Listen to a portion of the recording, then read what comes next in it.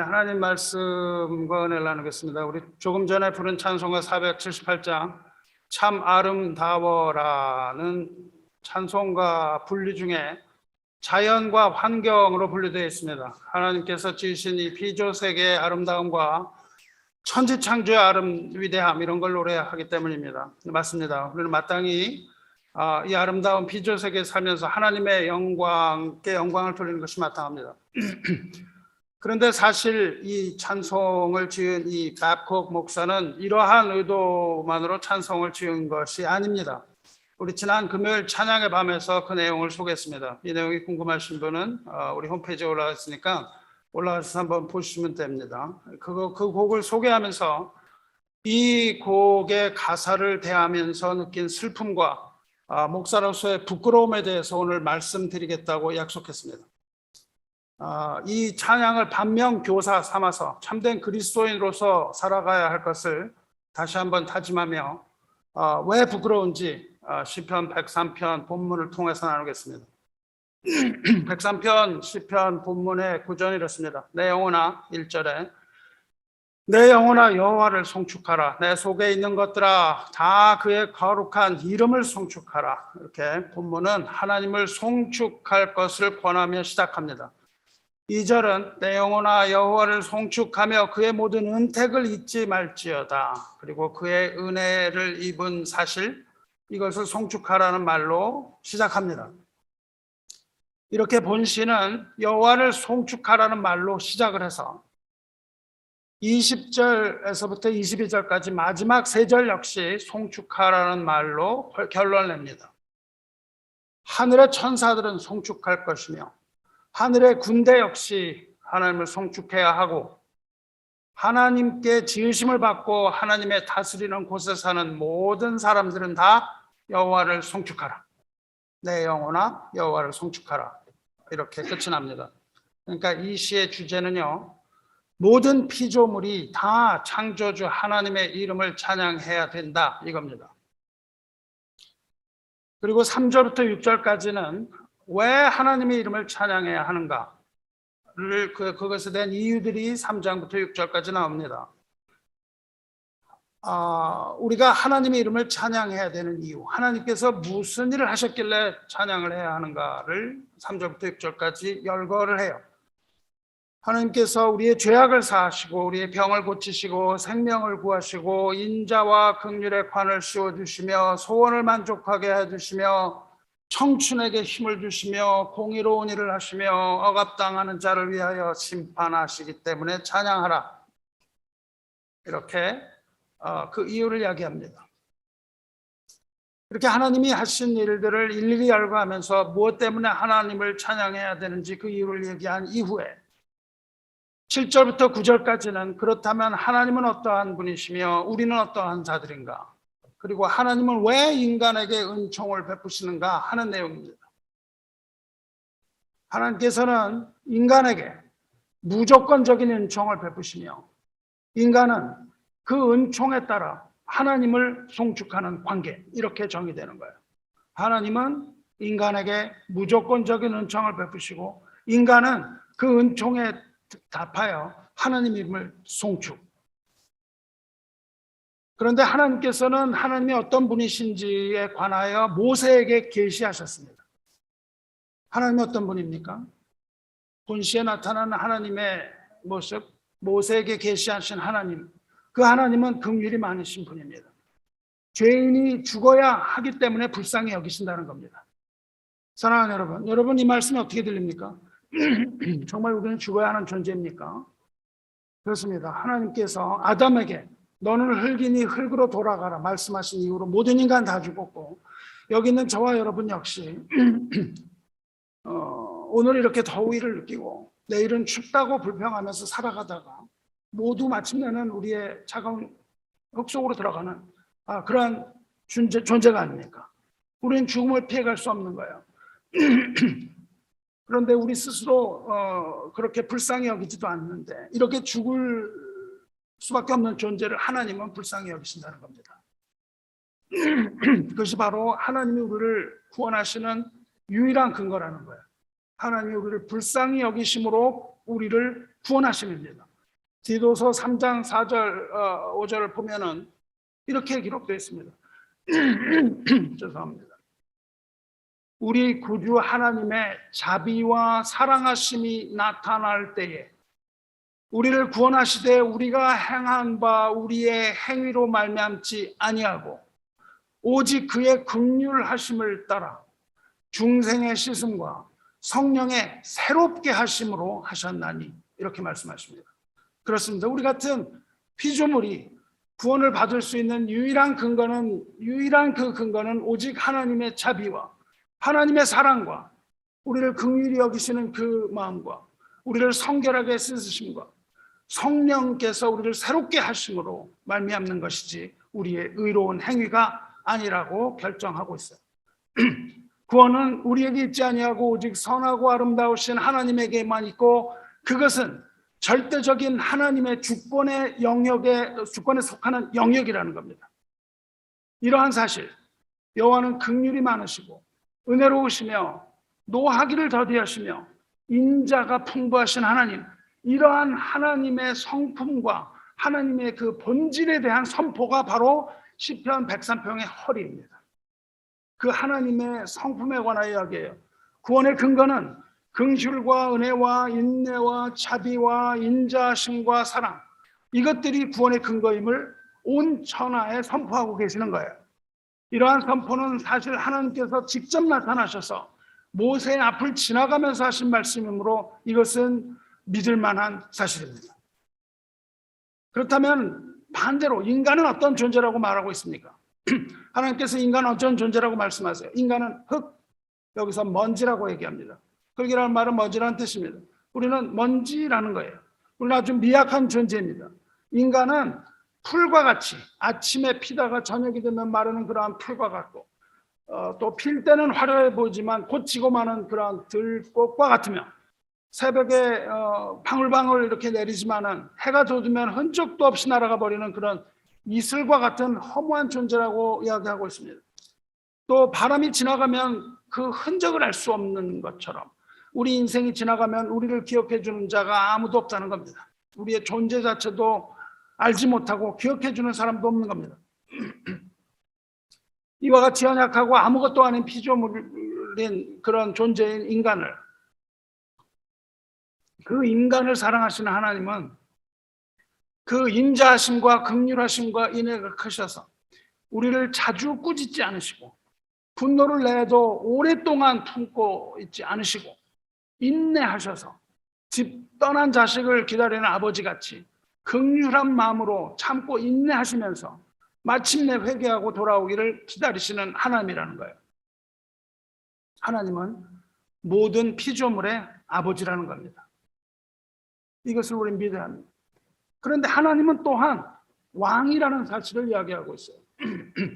온 우주를 지으시고 통치하시는 왕 중의 왕이시라는 거예요. 이 우주는요, 뭐 질서 있게 돌아가는 것 같지만 이 모든 것은 하나님이 오른손으로 붙들고 계시기 때문입니다. 그래서 이 우주는 한치의 오차도 없는 하나님의 통치하심에 따라서 모든 죄와 악을 다 심판하신다는 겁니다. 세상을 통치하시는 하나님께서는 이 통치의 보좌를 하늘에 세우시고 전능하신 왕권으로 온 우주와 그의 세계를 통치하신다, 이겁니다. 하지만 하늘에 있는 하나님의 보좌와 그 심판대가 이 땅으로 내려오는 날, 세상은 불로 심판을 받을 것이며 세상을 쥐고 막 흔들어대는 그 마귀와 그에 속한 모든 악의 세력은 다 꺼지지 않는 불못에 던져지게 되는 것입니다. 사랑하는 성도 여러분, 죄를 지면은 벌을 받아야 합니까? 죄를 지은 사람 벌을 받아야 합니까? 받지 말아야 합니까? 여러분, 받아야 된다고 말씀하십니까? 받지 말아야 된다고 말씀하세요? 죄를 지었으면 벌을 받는 것이 마땅합니까? 아닙니까? 죄를 지었으면 벌을 받는 것이 마땅합니다. 악을 행하면 그에 상응하는 보응을 받아야 합니까? 말아야 합니까? 받아야 합니다. 이것을 인과응보라고 합니다. 원인이 있으면 결과가 있다는 거예요. 인과응보는 원인에 따라 결과가 달라진다는 사실입니다. 원인을 보면 결과를 예측할 수 있습니다. 여러분, 그런데 죄를 지었으면 벌을 받는 것이 당연한데 누구만은 제외가 돼야 됩니까? 나만은 제외가 돼야 되는 것이죠. 다른 사람은 죄를 지었으면 벌을 받아야 하지만 나는 죄를 지어도 벌을 받지 않아야 하지 않겠습니까? 죄를 지으면 벌을 받아야 한다면 우리는 모두 죽어야 할 죄인이므로 그 벌에 의해서 우리는 죽어야 되는 거예요. 윤회 사상을 가진 불교에서는 전생에 지은 선악에 따라서 이생의 행과 불행이 나타나고 현세에서 지은 선악의 결과에 따라서 내세에서 행과 불행이 결정된다 이렇게 가르치죠. 그러니까 죄에 대한 결과가 있다는 겁니다. 이 생에서 갚지 못한 죄값은 다음 생에서 갚아야 합니다. 반드시. 그런데 어떻게 불교에서 그런 것을 알았겠습니까? 그 인과응보의 법칙을 어떻게 알았을까요? 어떻게 알았냐면 그것을 만드신 분이 있다는 겁니다. 인과응보의 법칙을 만드신 분이 있습니다. 누가 만드셨습니까? 당연히 이 세상을 지으신 하나님이 그 법칙을 만드셨어요. 인과응보를 지지하는 것처럼 보이는 성경 구절이 많습니다. 나를 미워하는 자의 죄를 갚되 아버지로부터 아들에게까지 3, 4대까지 이르게 하거니와 나를 사랑하고 내 계명을 지키는 자에게는 1000대까지 은혜를 베푸느니라. 이거 인과응보이죠. 처럼 보이죠.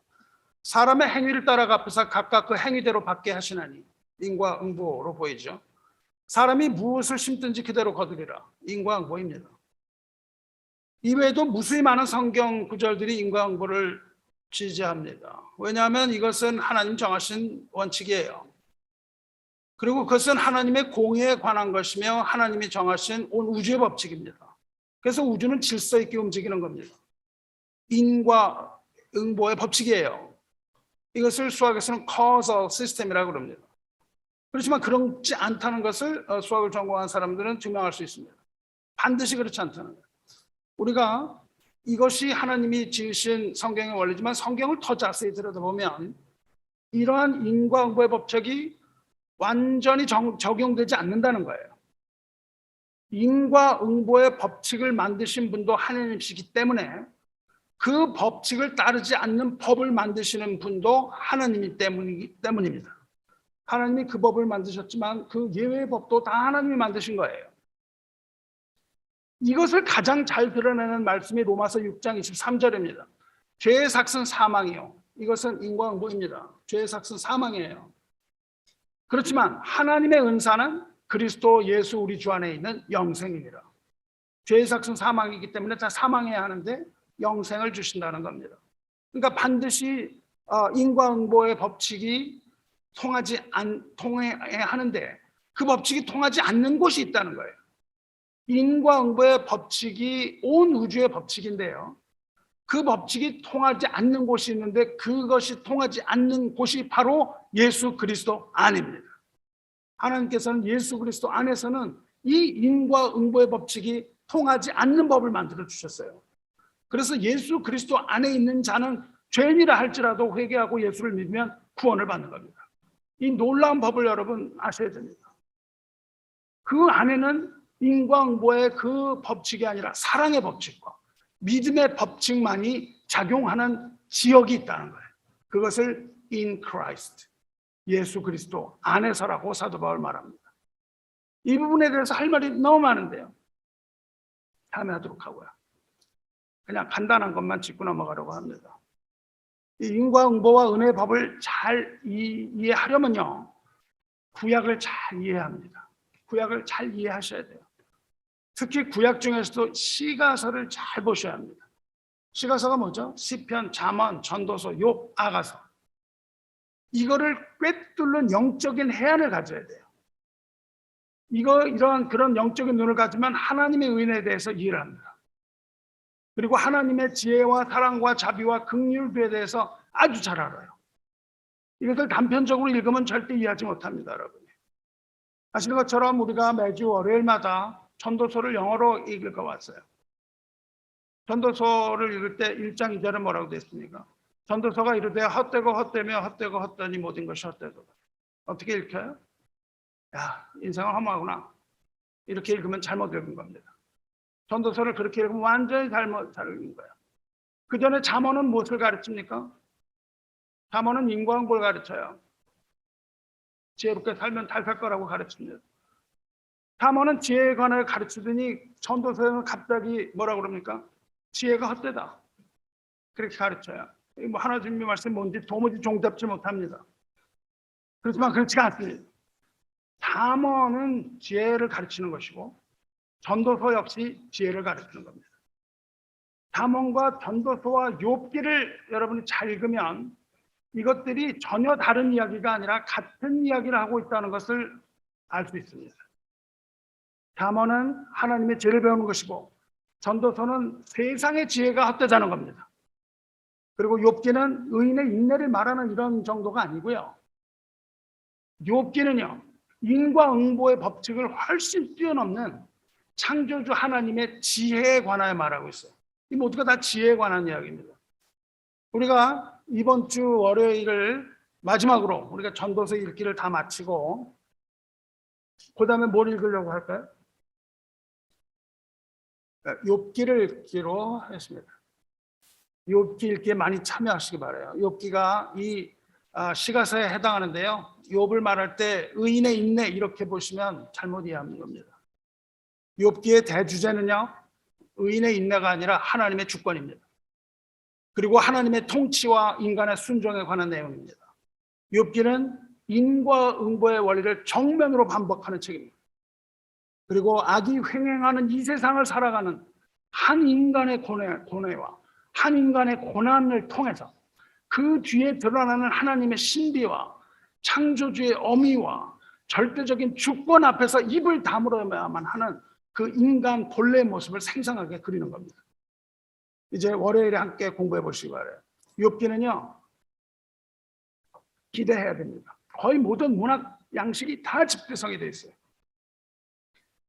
욥기는 셰익스피어조차도 울고 떠나야 할 정도로 풍부한 문학의 보고입니다.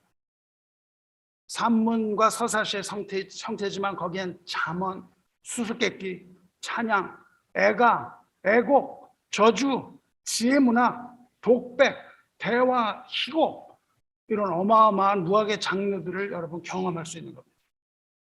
총 6개의 막으로 구성된 극시의 걸작이므로 많은 사람이 함께 읽어나가게 되기를 기대합니다. 이 세 권 역시 동일합니다. 잠언, 전도서, 욥기의 결론이 똑같아요. 그리고 오늘 읽은 시편 103편의 결과가 똑같습니다. 그 결과는요, 여호와를 경외함입니다. 하나님을 두려워함이에요. 하나님을 두려워함이 모든 지혜의 근본이라는 겁니다. 잠언에서는 여호와를 경외하는 것이 지혜의 근본이요 거룩한 자를 아는 것이 명철이니라. 전도서에서는 이렇게 결국을 다 들었으니 하나님을 경외하고 그의 명령들을 지킬지어다 이것이 사람의 본분이니라. 욥기에서는 사람에게 말씀하셨다. 보라 주를 경외함이 지혜요 악을 떠남이 명철이니라. 이 결론이에요. 세 책의 결론인데 다르게 설명하고 있다고. 그리고 이것이 오늘 읽은 시 103편의 결론이에요. 보세요. 13절. 아버지가 자식을 긍휼히 여김같이 여호와께서는 자기를 경외하는 자를 긍휼히 여기시나니. 17절 보세요. 여호와의 인자하심은 자기를 경외하는 자에게 영원부터 영원까지 이르며 그의 의는 자손에게 이르리니. 그리고 10절 11절에 뭐라고 되어 있습니까? 우리의 죄를 따라 우리를 처벌하지는 아니하시며 우리의 죄악을 따라 우리에게 갚지는 아니하셨으니 이는 하늘이 땅에서로 본같이 그를 경외하는 자에게 그의 인자하심이 크시도다. 경외라는 말이 3번 나오거든요. 그래서 하나님께서는 경외하는 자에게 인자와 사랑과 은혜와 인애를 베푸신다. 이것이 결론이에요. 즉 하나님은 그를 두려워하는 자를 죄에서 돌아서게 하시고 오래 참으심으로 마침내 구원하신다 이것입니다. 그리고 하나님을 두려워함이 하나님의 하늘의 지혜인이라는 것을 성경은 우리에게 강력하게 시사하고 있어요. 그렇기 때문에 하나님은 이 인과응보의 경우처럼 죄를 하나하나 묻지 않으시는 겁니다. 우리가 지은 죄를 하나하나 하나님이 물으신다면 하나님 옆에 설 수 있는 자가 누구겠습니까? 오늘 아침에 지은 죄로 우리는 오늘 죽어야 합니다. 방금 지은 죄로 그 다음 5분 있다가 죽어야 되는 거예요. 그렇게 죄를 물으면 하나님 앞에 절차가 없는데 하나님은 사랑으로 우리 죄를 하나하나 묻지 않고 기다리신다는 거예요. 하나님이 침묵하신다는 겁니다. 근데 하나님의 침묵은 하나님이 죽어서가 아니고 하나님이 없어서가 아니고 오래 참으셔서 택하신 자들 중에 하나도 멸망치 않고 다 회개에 이르기를 원하시기 때문이라는 거예요. 이것이 10절 우리의 죄를 따라 우리를 처벌하지는 아니하시며 우리의 죄악을 따라 우리에게 갚지는 아니하신다. 이게 바로 인과응보가 무너지는 말이잖아요. 죄를 따라 처벌하지 아니하시고 죄악을 그대로 갚지 않으신다는 말씀이에요.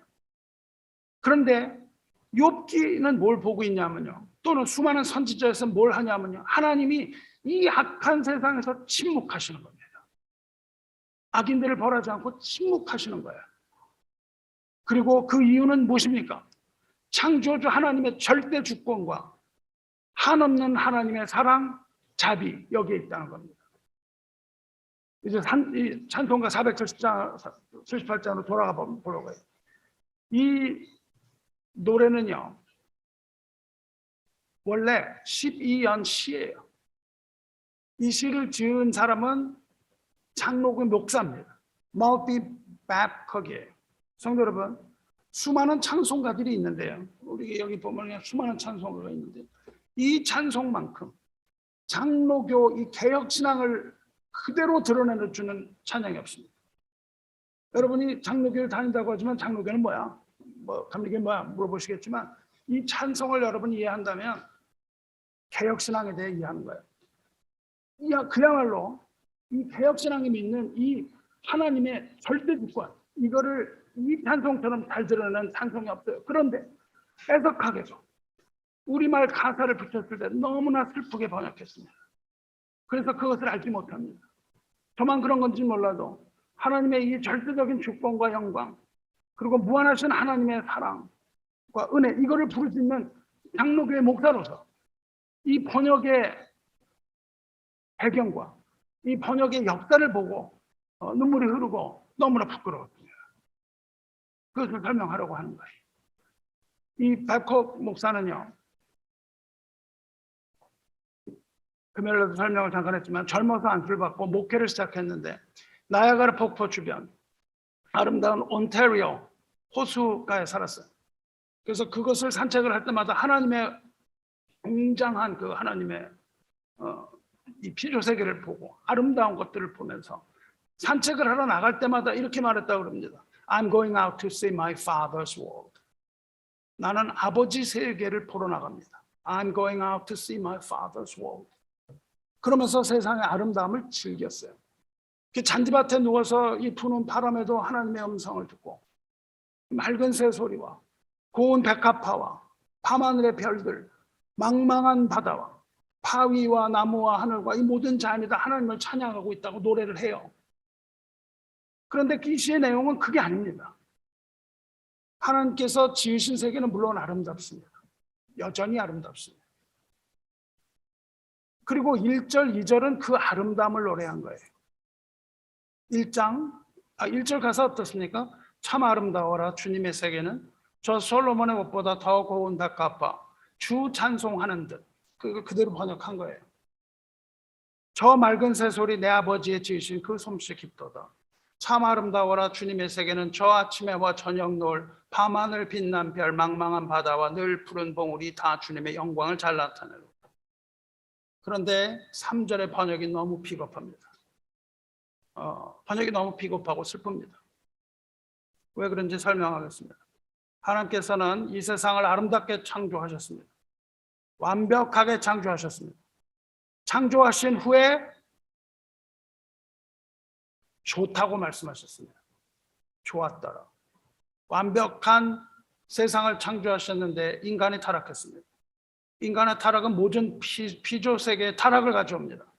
그리고 이 세상은 죄와 악으로 가득하고 모든 피조물은 하나님의 구원을 기대하며 탄식합니다. 이것이 하나님이 만드신 원형의 모습이 아니에요. 완벽한 하나님의 피조 세계가 아닙니다. 그리고 모든 피조물이 다 탄식을 해요. 로마서 8장 22절에 피조물이 다 이제까지 함께 탄식하며 이렇게 말해요. 함께 고통을 겪고 있다는 겁니다. 인간이 받고 있는 고통과 함께 모든 피조물이 다 탄식을 한다는 거예요. 1절과 2절을 통해서 백홍 목사는 하나님께서 이 모든 자연 만물을 다스리고 통치하시는 것을 믿음으로 고백합니다. 하지만 우리가 살아가는 이 세상을 보면 그렇게 아름답지가 않다는 겁니다. 이 세상은 악이 횡행하는 세상이라는 거예요. 악이 횡행하는 이 세상을 보고 슬픔과 두려움과 절망이 가득한 이 세상을 볼 때 하나님의 통치가 느껴지지 않는 것을 고백하는 겁니다. 하나님이 이 세상을 지으셨다고요. 왜 이 세상에는 악이 이렇게 횡행을 하고 거짓이 진리를 이기는 것 같습니까? 어째서 정직하지 못한 자가 모든 풀을 다 누리고 호의호식하고 살아갑니까? 이 사사로운 이득을 추구하는 자가 어째 번성합니까? 때로는 우리 마음이 갈래갈래 찢어지고 위로받지 못할 때가 있고요. 권력을 가진 힘 있는 자가 악한 자를 착취하는 세상. 하나님을 믿는다고 하는 자들이 세상과 다름없이 불법을 저지르고도 아무렇지 않은 듯 살아가는 모습. 하나님을 믿는다고 하면서 오히려 하나님을 이용하기만 하는 이러한 세상.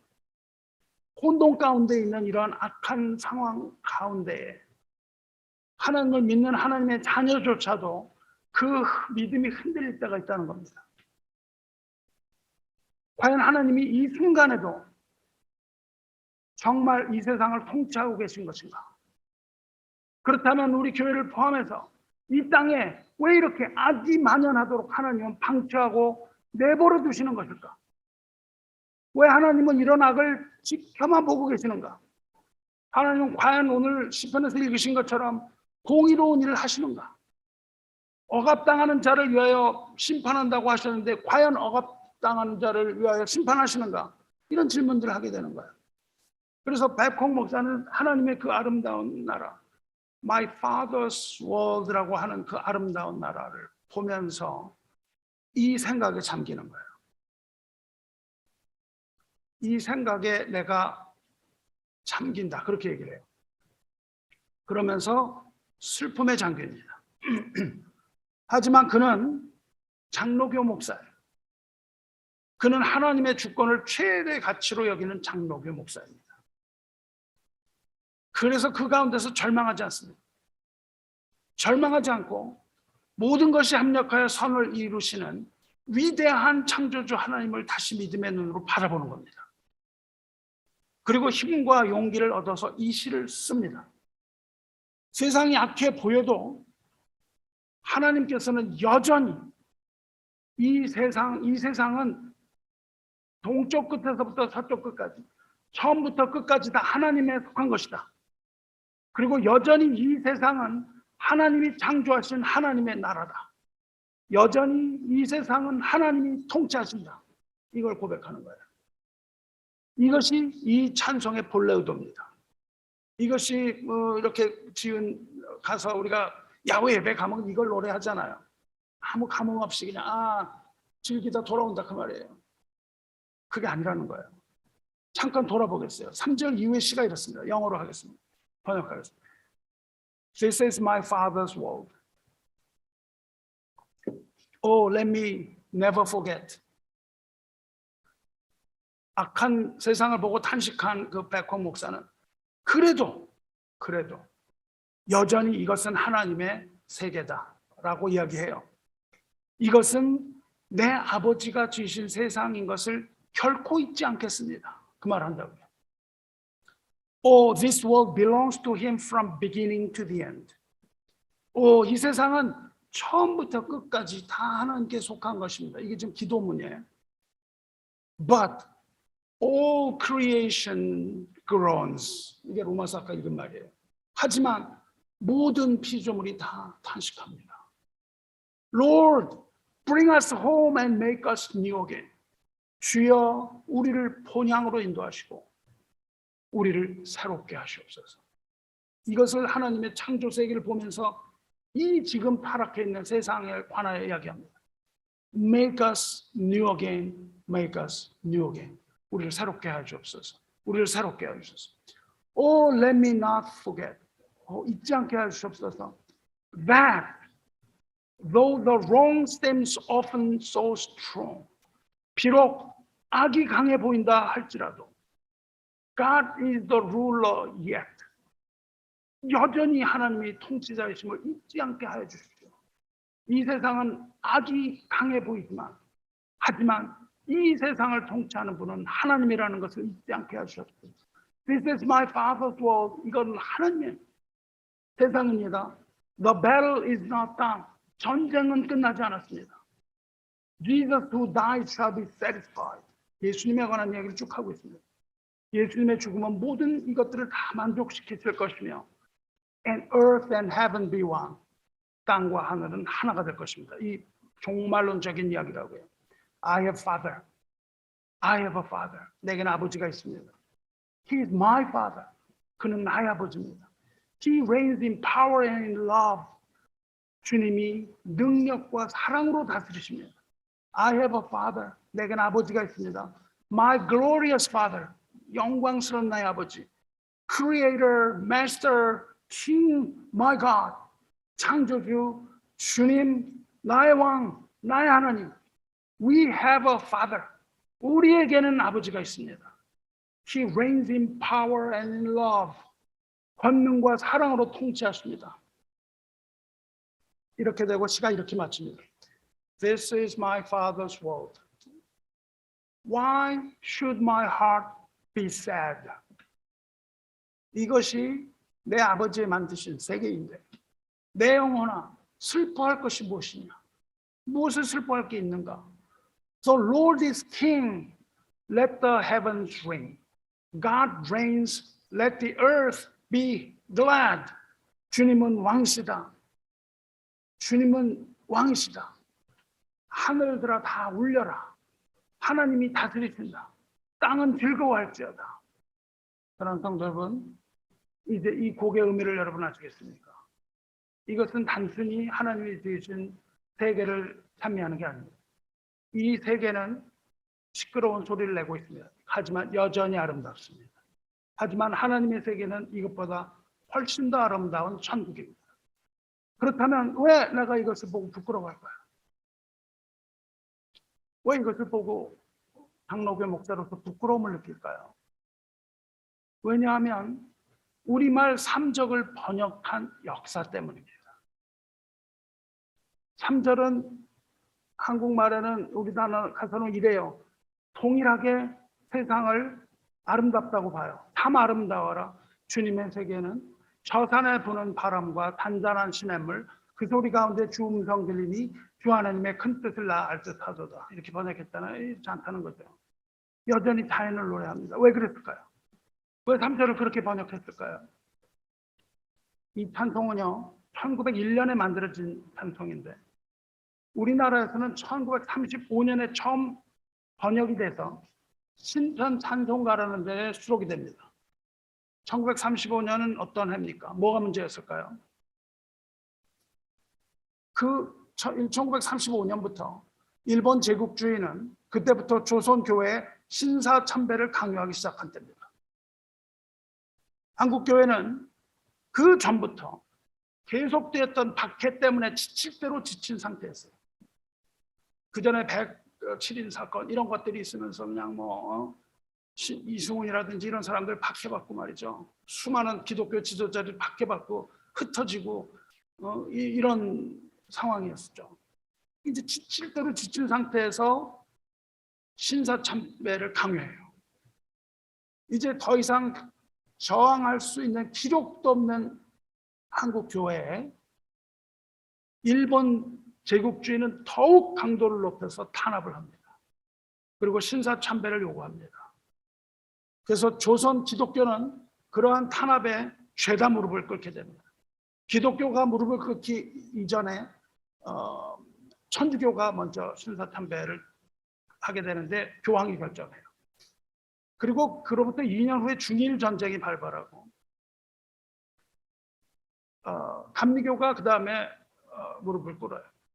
장로교는 끝까지 저항하는 것 같았지만 마침내 친일 목사들에 의해서 총회에서 찬성 결의를 하고 굴복합니다. 그거를 위해서 일본에서 많은 신학자들 보내서 합리화시켰어요. 그리고 목사들이 야합을 합니다. 그들이 가져다준 신학을 붙들고 야합을 해요. 그래서 그것이 옳다. 로마서 1장에서 말하는 것처럼 그것이 다 사형에 해당하는 줄 알면서 자기도 하면서 남도 해도 된다. 이렇게 얘기를 하는 거예요.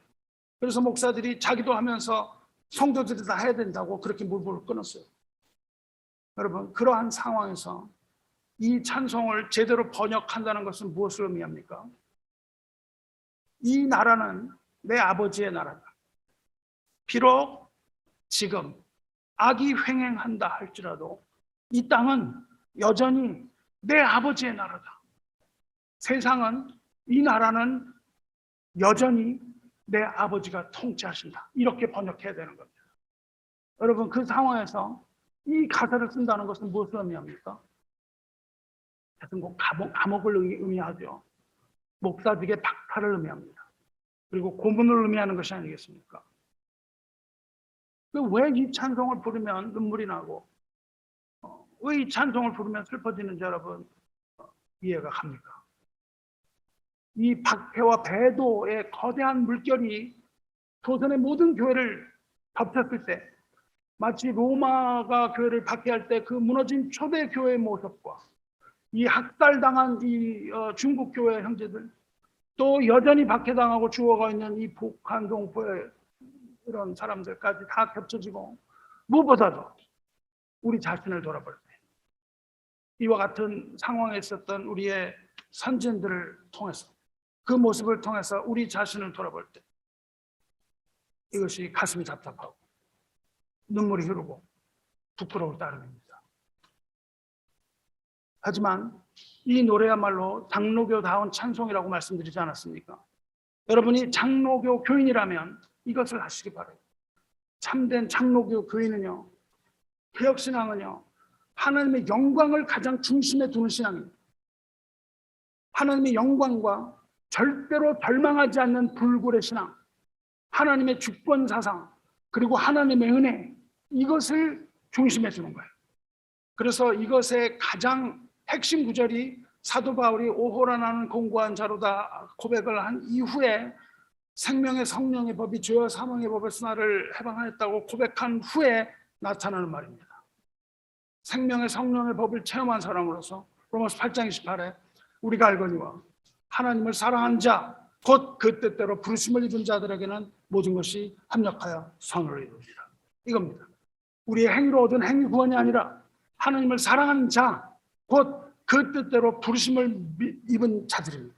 그리고 그 믿음의 중심에는 아무리 상황이 나쁘다 할지라도, 아무리 악이 횡행한다 할지라도, 상황이 나쁘고 악한 것들이 다 우리를 에워싸고 둘러 침친다 할지라도 모든 것을 다 합력하여 선을 이루게 하시는 하나님을 믿는 믿음이에요. 그러므로 여기에 있어서 절망이라는 건 없는 겁니다. 세상은 우리를 절망하거나 슬프게 만들 수가 없다는 거예요. 언제? 오직 전능하신 하나님의 통치를 믿을 때만. 우리를 보면 절망합니다. 하지만 하나님을 바라보면 절망하지 않는 거예요. 그 하나님의 통치를 믿으며 전능하신 하나님의 구원을 믿습니다. 그리고 그 가운데 우리는 기쁨으로 하나님을 찬양하는 겁니다. 이것이 진정한 장로교 신앙의 모습이에요, 여러분. 이러한 신앙으로 승리하시기 바랍니다. 사랑하는 성도 여러분, 이 세상을 지으신 분은 누굽니까? 세상을 지으신 분은 하나님입니다. 그리고 한 번도 하나님은 그 통치의 손을 놓으신 적이 없습니다. 그리고 지금도 우주 만물은 하나님의 손에 의해서 운행되고 있고, 인간의 역사 또한 하나님이 주관하고 계시고, 나의 삶도 하나님이 주관하고 계십니다. 우리가 느끼는 이 절망의 순간에도 하나님은 여전히 He is the ruler yet. 하나님은 여전히 통치하고 계십니다. 이 절망의 순간에도 하나님은 그 크고 놀라운 계획 안에서 선하신 뜻을 이루고 계시는 거예요. 그런데 우리의 지성이 극히 제한되어 있어서 우리는 하나님의 뜻을 결코 이해하지 못합니다. 그리고 우리의 감성, 이 감정 또한 슬픔과 분노와 두려움과 비탄 이런 것들로 탄식하고 있고, 하나님의 뜻대로 살려고 하다가도 절망하게 만드는 그런 현실을 만날 때에 우리는 힘을 잃고 쓰러지기가 쉬운 거예요. 하지만 비록 우리는 무능하고 우리는 낙심하고 좌절한다 할지라도 우리 아버지는 여전히 전능하시며 신실하시고 선하시고 공의로우신 분이고, 그러한 하나님이 이 세상을 통치하신 왕입니다. 이것을 믿는 믿음이에요. 우리 아버지는요, 긍휼이 많으시고 은혜로우시며 노하기를 더디하시고 인자하심이 풍부하신 하나님이에요. 하나님 자녀를 긍휼히 여기는 것 같이 자기를 경외하는 자를 긍휼히 여긴다고 말씀하셨어요. 여호와의 인자하심은 자기를 경외하는 자에게 영원부터 영원까지 이루고 하나님의 의는 대대손손 영원히 이루어진다고 말씀하셨잖아요. 하나님께서는 하나님을 경외하는 자를 귀히 보십니다. 우리가 하나님을 두려워할 줄 알아야 돼요. 하나님의 법도를 지키는 자를 위하여 하늘에 보좌를 세우시고 그 왕권으로 만유를 다스린다고 했어요. 그리고 우리는 하나님을 경외하고 하나님 앞에서 위로받고 우리 삶을 하나님 앞에 드림으로 그 절망 가운데서 우리는 절망을 이기고 기뻐할 수 있는 겁니다. 이것이 바로 개혁신앙의 본색깔이에요. 여러분, 이걸 아셔야 됩니다. 여러분도 이런 신앙으로 무장해서 구원의 확신 가운데서 하나님의 이름을 늘 찬송하시기 바라요. 모든 천사들이여 여호와를 송축하라. 모든 하늘의 천군이여 여호와를 송축하라. 여호와의 지으심을 받고 그가 다스리는 곳에 사는 모든 곳에 있는 너희여 여호와의 이름을 송축하라. 이것입니다. 말씀 마치겠습니다. 오늘 읽은 신약사도행전에 베드로가 입을 열어 말하되 내가 참으로 하나님은 사람의 외모를 보지 아니하시고 각 나라 중 하나님을 경외하며 의를 행하는 사람은 다 받으시는 줄 깨달았도다. 이렇게 말해요. 누구를 받으신다고요? 하나님을 경외하고 의를 행하는 자입니다. 하나님을 경외하고 의를 행하는 사람은 하나님께서 모두 받으십니다. 그리고 하나님께서 받으시는 자는 믿음 가운데 소망을 품으며 모든 것을 견디고 모든 것을 이기고 마침내 승리하게 되는 거예요. 이것이 바로 이 악한 시대를 살아가는 저와 여러분을 위하여 주시는 하나님의 위로요, 우리의 믿음의 고백이며 하나님을 경외하는 자들의 세상을 향한 선포입니다. 하나님께서 지으신 이 세상이 완벽함을 잃어버렸지만 하나님은 우리를 위하여 일부를 남겨두셨습니다. 아주 조금 남겨두셨어요, 하나님이. 그런데 그 조금 남겨두신 것조차도 이렇게 아름다운 겁니다. 예수님께서 다시 오시는 날, 이 모든 것을 회복하시는 날, 우리가 볼 수 있는 이런 정도의 아름다움이 아니라 우리가 상상도 할 수 없는 그 진정한 아름다움을 우리는 보게 될 것입니다. 그러면 우리는 어떻게 해야 되겠습니까? 우리는 하나님을 경외하는 자로 남아야 됩니다. 그리고 우리는 자비로우신 하나님의 이름을 송축하는 자로 남아야 되는 겁니다. 우리 모두 다 같이 손을 높여서 주님의 이름을 찬양합시다. 할렐루야, 아멘. 기도하겠습니다. 은혜와 사랑이 충만하신 하나님 아버지, 이 세상이 하나님의 것임을 우리가 입을 열어 고백합니다. 하나님은 창조주이시며 우리는 피조물인 것을 잊지 말고 창조주 하나님 안에서 우리가 누리는 유익을 누리며 자비로우시며 은혜로우시며 노하기를 더디하시며 마른 풀과 같은 우리를 불쌍히 여겨 구원하시는 하나님의 사랑을 노래하기 원합니다. 비록 악이 횡행하고 죄가 만연한 이 세상에 살아가지만 여전히 하나님이 통치하심을 믿습니다. 또한 온 세상을 순식간에 심판하시는 하나님의 능력과 사랑 또한 믿습니다. 우리 믿음이 헛되지 아니하고 살아서 역사하시는 하나님을 한순간도 놓치지 아니하며 하늘의 천군과 천사들과 함께 우리가 살아서 역사하시는 하나님을 송축하오니 우리와 우리의 경배와 찬양을 받아주시옵소서. 모든 피조물이 탄식하오나 우리는 새 노래를 부르기 원하오니 우리를 본향에 돌려보내 주시고 우리를 새롭게 하여 주시옵소서. 세상을 구원하시되 심판주로 다시 오실 우리 주 예수 그리스도의 거룩하신 이름으로 감사기도 드리옵나이다. 아멘.